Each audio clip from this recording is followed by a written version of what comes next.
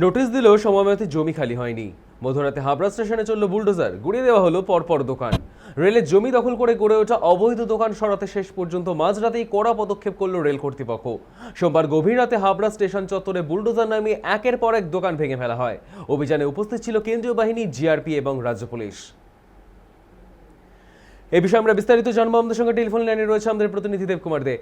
দেবকুমার, শিয়ালদা হাওড়ার মতো ডিভিশনের বিভিন্ন স্টেশনের মতো এবার হাবড়া স্টেশনে চললো বুলডোজার, ঠিক কি আপডেট পাচ্ছ, কি জানতে পারছো?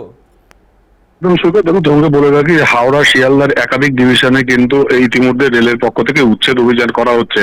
সেই মতো হাবড়া স্টেশন লাগোয়া এবং হাবড়া স্টেশনের উপরে যে সমস্ত অবৈধ দোকান ছিল তাদেরও কিন্তু নোটিশ দেওয়া হয়েছিল এবং 13 তারিখ ডেড লাইন ছিল।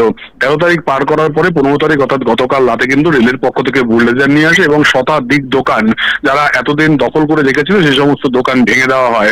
এবং পাশাপাশি তোমাকে বলে রাখি, সেই উচ্ছেদের সময় কিন্তু সিপিআইএম এর পক্ষ থেকে তারা বাধা দেওয়া হয় এবং অপ্রীতিকর ঘটনা জানি কোনো রকম না ঘটে তার জন্য রেলের পক্ষ থেকে আরপিএফ, জিআরপি, কেন্দ্রীয় বাহিনী এবং লোকাল থানা হাবড়া থানার পক্ষ থেকে বিশাল পরিমাণে পুলিশ মোতায়েন করা হয়েছিল।